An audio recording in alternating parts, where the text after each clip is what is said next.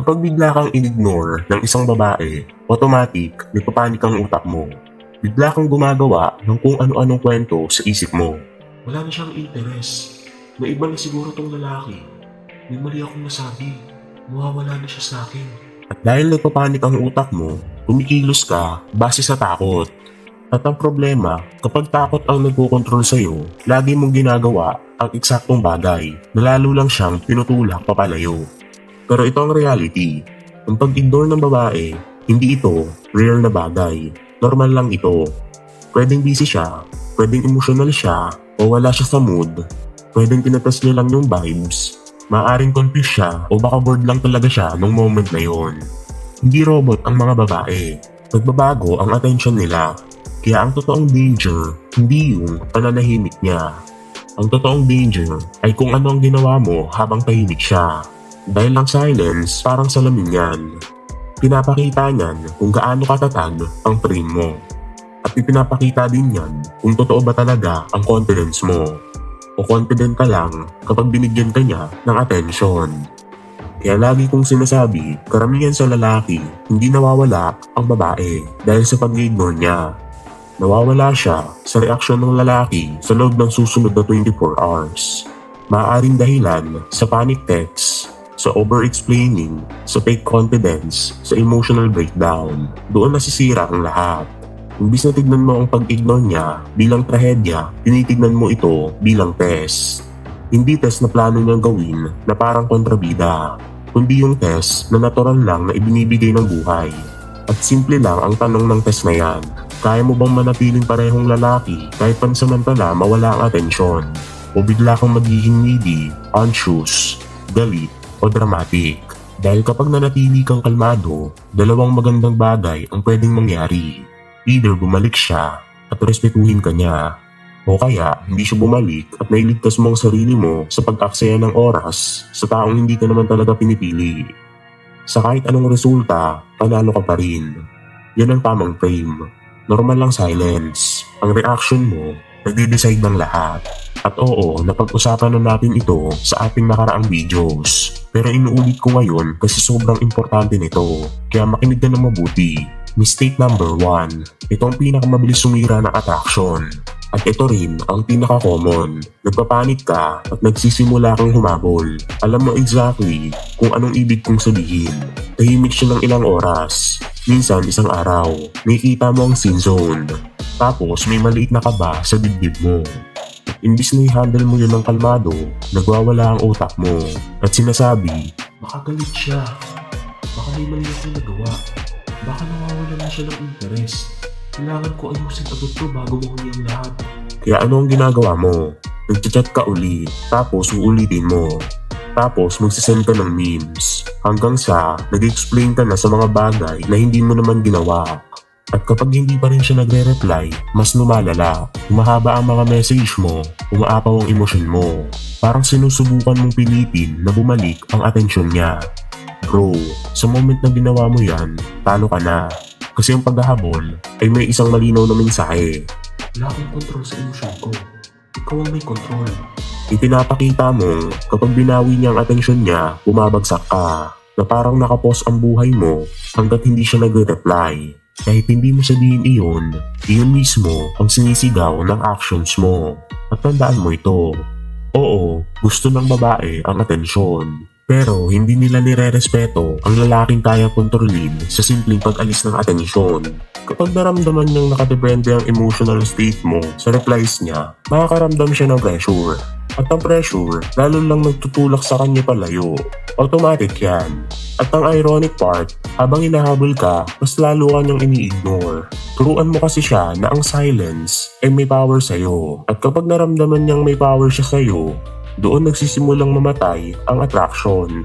Kaya ano ang dapat mong gawin? Pagalan mo. Hayaan mong huminga ang silence.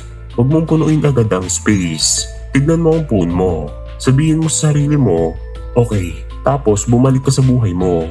Pwede kang mag-gym, mag-work, mga goals mo, o kaya routine mo. Hindi biglang strategy, kundi biglang natural reaction ng lalaking hindi mawawala sa sarili kapag may uncertainty. Kapag bumalik siya, babalik siya sa stable na lalaki. hindi sa lalaking nanginginig sa inbox niya. At kapag hindi siya bumalik, niiwasan mo lang ang ipahiya ang sarili mo sa taong hindi ka naman talaga pinipili. At yan ang punto. Kapag in-ignore ka niya, ang paghahabol parang mukhang pagmamahal. Pero ang totoo, takot lang yan. At hindi na-attract ang babae sa takot. Na-attract sila sa lalaking kalmado kahit may uncertainty. Mistake number 2. Mas tahimik ito pero sobrang deadly rin.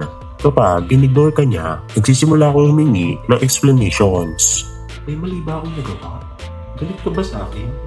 Ano nangyari? Sa ibabaw, parang normal lang. Parang mature communication. Pero sa ilalim noon, ang totoong nangyayari, binibigay mo sa kanya ang kontrol ng emosyon mo. Kasi ano ba talaga ang ibig sabihin ng mga tanong na yan?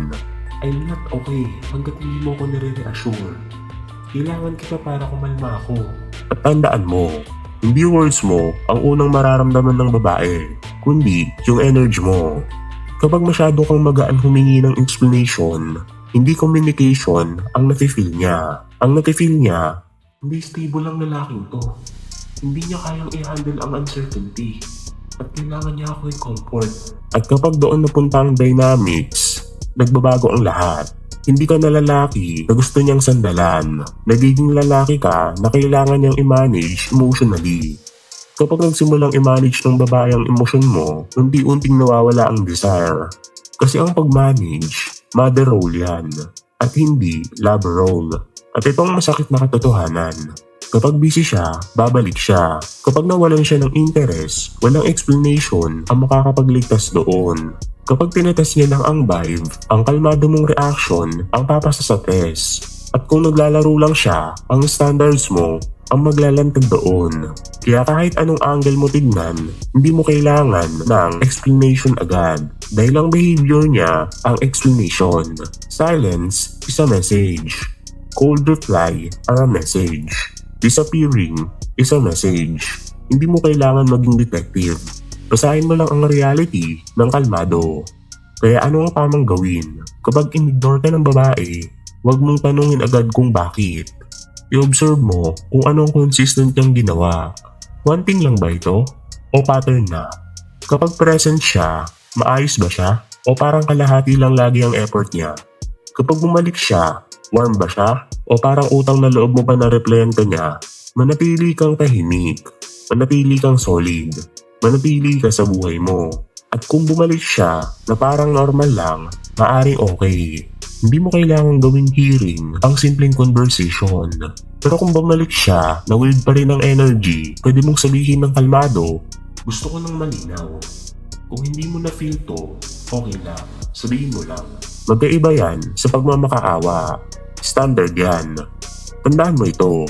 Ang lalaking sobrang agaw humingi ng explanation, madalas takot lang sa sagot. Pero ang lalaking kalmado, inahayaang lumabas ang sagot ng kusa. At doon na nanatiling buo ang frame niya. Mistake number 3. Ito naman ang mukhang mabait sa labas, pero sobrang nakakasira. Kapag in-ignore ka niya, bigla kang nagiging sobrang bait, mas sweet, mas available, mas maraming compliments. Minsan nagsasorry ka pa, kahit hindi mo naman alam kung anong mali mo. Nag-alok ka ng tulong, favors, attention, parang may utang ka na kailangan bayaran. Sa isip mo, logical ito. Baka lumayo siya. Pakita ko kaya na mabuti akong lalaki. Baka bumalik siya pag mas nag-effort ako. Pero bro, sa utak ng babae, hindi yan mukhang value. Mukha yung weakness. Kasi ano bang magiging hidden message kapag sobra ka sa pagbibigay? Eto yan. Kapag in-ignore mo ako, mas lalo ako mag-e-effort. Di mo kailangan tratuhin ako na maayos para mag-invest pa rin ako sa'yo. At once na naramdaman niya iyon, unti-unti mawawala ang respect sa koneksyon. Bakit? Kasi tinuturuan mo siya ng maling rule. Habang mas mababa ang effort niya, mas mataas ang effort mo. Baliktad, isipin mo, kahit anong relationship, mas pinahahalagahan ng tao ang mga bagay na may value, cost. Kapag nagbigay ka ng sobra habang siya pabawas ng pabawas, tinuturuan mo ang utak niya na cheap ang attention mo. At unlimited, laging nandyan. At kapag sobrang dali mong makuha, nawawala ang bigat mo. Kaya mapapansin mo, may mga lalaking 10 beses nagte-text, bumibili ng relo, sobrang sweet. Pero malamig pa rin sa kanila ang babae. Hindi dahil galit sila, kundi tinatanggal niya mismo ang value ng pagiging malapit sa kanya. Kaya anong tamang dalaw? Simple lang, hindi mo siya pinaparusahan. Hindi ka nagiging bitter. At hindi ka nagpapanggap na fake alpha male. Ang ginagawa mo lang, ina-align mo ang sarili mo sa reality. Kapag bumaba ang energy niya, hindi mo tinataas ang energy mo para habulin siya. Pinapanatili mong stable at proportional ang energy mo. Kapag warm siya, warm ka rin. Kapag medyo distant siya, medyo distant ka rin. Nag-i-invest ka kapag nag-i-invest siya. Hindi ka nag-overgive para lang bumili ng atensyon. At yan, self-respect. At sa moment na tumigil ka sa sobrang pagbibigay, dalawang bagay ang pwedeng mangyari. Kung gusto ka talaga niya at busy lang siya o nasa isip niya lang ang ibang bagay, babalik siya ng maayos. Bakit? Kasi wala siyang nararamdamang pressure at nararamdaman niya na may standards ka. Pero kung hindi ka naman niya talaga gusto, unti-unti siyang mawawala. At okay lang, kasi nailigtas mo ang sarili mo sa pagiging libreng emotional support ng taong hindi naman seryoso sa'yo. Sa kahit anong ending, panalo ka ulit. Kaya tandaan mo ito, kapag in-ignore ka ng babae, huwag mong subukan ayusin lahat sa pamamagitan ng sobrang effort. Dahil ang sobrang pagbibigay sa taong pabawas ng pabawas, yan ang dahilan kung bakit maraming lalaking tinitiis lang imbis na tunay na dinidesire. Mistake number 4. Ito ang ginagawa ng mga lalaking nasaktan pero tinatago nila sa ilalim ng fake confidence. At ito yung revenge ignoring, cold games. Ini-ignore ka niya at imbes na magpanik ka gaya ng unang mistake, napunta ka naman sa opposite extreme. Sinasabi mo sa sarili mo, ganun, sige, papakita ko sa'yo. Tapos bigla ka nang mag-aastang parang kontrabida sa Netflix. Nawawala ka ng sadya. Isisin mo siya kahit free ka naman. Magpo-post ka ng story para siya pagselosin. Magpapanggap kang unbothered. Pero sa totoo lang, bawat galaw niya, binabantayan mo. At ito ang problema, hindi ka lumalayo dahil busy ka sa buhay mo. Lumalayo ka para parusahan siya. At bro, naamoy yan ng babae kahit milya pa ang layo. Kahit tahimik ang phone mo, maingay ang energy mo. Dahil ang totoong mensahe ng revenge ignoring, hindi, high value ako. Ang totoong mensahe, emotional ako at reactive. Naglagay lang ako ng malamig na maskara. At malaking difference yan. Ang lalaking tunay na solid, hindi kailangan mag-perform ng pagiging distance para makaramdam ng power. Powerful siya kahit tahimik lang. Natural ang absence niya, hindi dramatic. Pero ito ang revenge guy, hindi silence niya ang mabigat. May bitterness, may galit. Parang batang nagsasabing, sige hindi rin kita kakausapin. Kahit hindi man niya ma-explain yon, napipil niya. At kapag na-feel niya yan, hindi niya iniisip na, wow, ang strong niya. Ang iniisip niya, sinusubukan niya akong kontrolin. O mas maaring mas malala, hindi stable ang lalaking to. At kapag nailagay ka niya sa kahungyan, unti-unting mamamatay ang attraction. Nawawala ang trust. At ang dating connection, nagiging ego war na lang. Hindi na attraction ang binibuild mo. Labanan na lang ng pride. Ngayon, tandaan mo to. May mga pagkakataon na tama talagang lumayo. Pero dapat malinis. Clear distance. Ibig sabihin, wala ka dahil abala ka sa buhay mo. Hindi dahil gusto mo siyang saktan. Hindi mo binabawasan ang presence mo para magdulot ng pain. Hindi ka nag-over-invest sa taong hindi naman pantay ang energy. Kaya kapag in-ignore ka niya, huwag kang gumawa ng dramatic disappearance. Simple lang, tumigil ka lang sa pagbubuhat pag-isa ng koneksyon. Bumalik ka sa mundo mo. Yan ang nagbibigay sa'yo ng respeto. Kasi ang babae hindi ma-attract sa lalaking malamig. Na-attract siya sa lalaking hindi natitinag. Ang revenge ignoring, pagyanig pa rin yan. Baliktad lang ang direksyon. Kaya tandaan mo ito, ang distance, powerful lang kapag galing sa fullness, pero nagiging childish kapag galing sa ego. Mistake number 5, ito ang pinakadelikado kasi walang nakakakita, pero ito ang pinakamaraming sinisira sa loob mo. At ito yung nahayaan mong kontrolin ng silent niya ang buong buhay mo. Ini-ignore ka niya at kahit hindi ka mag-text, umiikot naman ang buong buhay mo sa kanya. Parang satellite, chinecheck mo ang phone mo every 5 minutes. Binabasa mo ulit ang lumang messages. Parang may hinahanap kang hidden clue. Gumagawa ka ng 10 pelikula sa utak mo. Baka may iba na siya. Baka tinitest niya ako. Baka hindi ako enough. At ngayon, hindi na sa'yo ang araw mo. Nagiging waiting room na lang. Nasa gym ka, kasama mo friends mo, pero kalahati lang ang present. Nagtatrabaho ka, pero pabalik-balik ka sa phone mo. Hindi ka na nabubuhay. Naghihintay ka na lang kung piliin ka. At bro, nakikita yung energy na yan.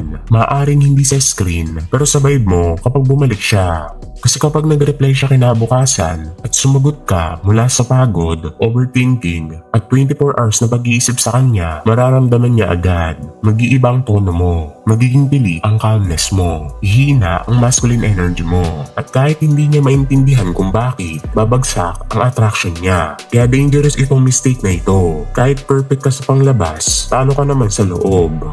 Tandaan mo, ang babae unang nagre-react sa internal state mo, hindi sa salita mo. Kaya anong dapat gawin? Sa moment na tumahimik siya, bumalik ka agad sa mundo mo. At gawin mo ito hindi bilang tactics, kundi bilang discipline.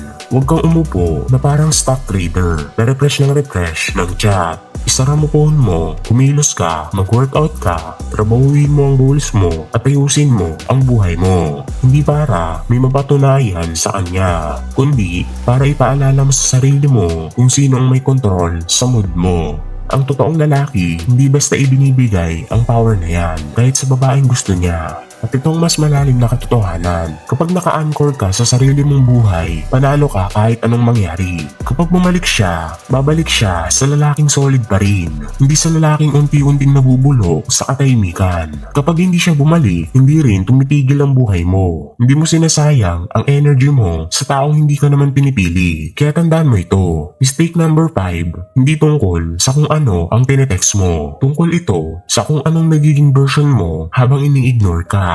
Huwag mong gawing waiting room ang buhay mo. Manatili kang lalaking may direksyon, may buhay, at may kontrol sa sarili. At alam mo kung ano ang mas maganda kaysa puro nood lang ng videos tungkol sa mistakes. Magkaroon ng step-by-step system na babago sa paraan ng pag-iisip mo para natural mong ma-attract ang kahit anong babae na makilala mo. At kung nagustuhan nyo ang ating mga videos, maaari nyo bang i-subscribe ang ating YouTube channel na Hidden Truth PH. Maraming salamat sa inyong panonood.